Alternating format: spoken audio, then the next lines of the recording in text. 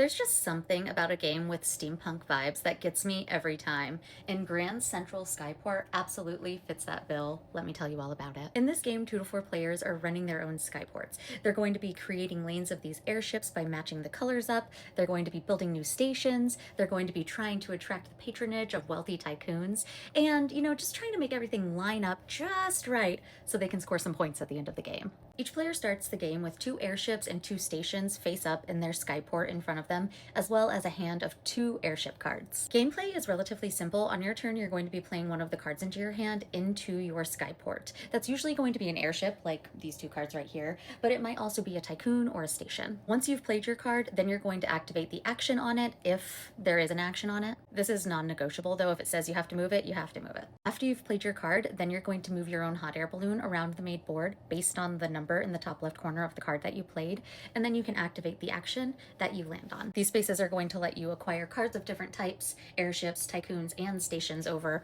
on these 2 left and rightmost spaces. But you might also get some other things, like if you manage to get a set of these symbols on your cards, then you can go ahead and take one of those to score some points at the end of the game. So when you're choosing the card to play into your skyport on your turn, you're going to be thinking about a lot of different things. You might be trying to play certain symbols or certain types of airships so you can score those bonus points on the little tokens around the main board. You might need to go a number of spaces around the main board in order to get somewhere, so you pick your card based on that. But also at the end of the game, your cards are going to score more if they are in a taller stack. They're called lanes, and if they are next to a station that matches their color. And they'll score even more points if said station has a tycoon at it. So you'll also need to be thinking about the action on the card that you play, because if you need to move it, are you going to be able to move it somewhere where it needs to go? Because if you can get it to land next to another airship or lane of airships of the same color, they'll combine, making a longer lane, which will score more points at the end of the game. And once again, you need to get it to a matching station to get even more points. Because at the end, each lane of airships is going to score based on how many stars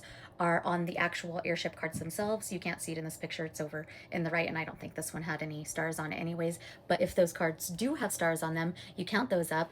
If the lane is next to a matching station, you get the star from that station, and if that matching station has a tycoon, you also get the star from that, and then you take that total number of stars and multiply it by the number of cards in that lane, and that's your number of points for that lane at the end of the game. That was a lot of words, but you could get a lot of points here. Your tycoons might also get you some points for different icons on your cards. So while gameplay is relatively simple, there is still plenty to think about, and I really enjoyed that aspect. Plus, the art in this game is just undeniably cool.